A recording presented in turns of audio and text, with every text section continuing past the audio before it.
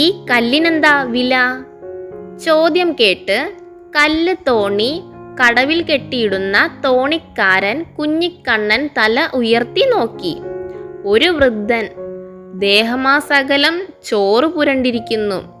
തോർത്തുമുണ്ടാണ് വേഷം, തലയിൽ പാളത്തൊപ്പി. പാടത്ത് നിന്നുള്ള വരവ് തന്നെ. അറിഞ്ഞിട്ടിപ്പം എന്തോത്തിനാ? തോണിക്കാരൻ പുച്ഛസ്വരത്തിൽ ചോദിച്ചു. കൊടുക്കുന്നുവെങ്കിൽ വാങ്ങാന്നു വെച്ചാ സൗമ്യമായ മറുപടി. അല്ലല്ലേ, ഇതെന്നാ പുകില? കാശിന് കൊണമില്ലാത്ത കിളവന് കല്ലു വാങ്ങാൻ പൂതി. ഇയാൾക്ക് എൻ്റെ തന്തയുടെ പ്രായമുണ്ട്, അല്ലെങ്കിൽ ഇപ്പൊ കാണായിരുന്നു.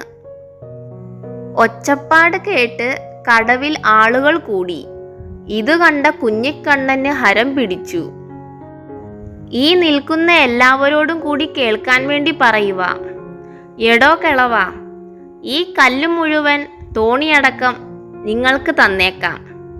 4 പൊൻപണം തന്നാ മതി. ആൾക്കൂട്ടം ആർപ്പ് വിളിച്ചു. കിഴവന് അങ്ങനെ തന്നെ വേണം. അർഹിക്കാത്തത് ആശിക്കാൻ പാടുണ്ടോ?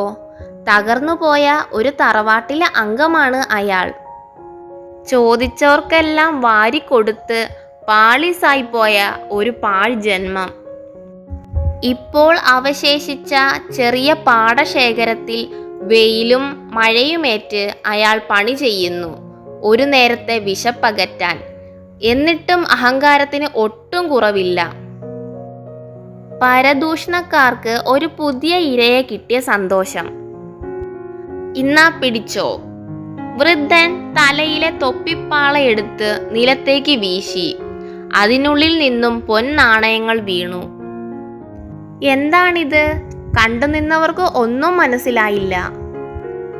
അവരിൽ ചിലർ എൻ്റെ ഈശ്വരാ എന്നുറക്കെ വിളിച്ചുപോയി.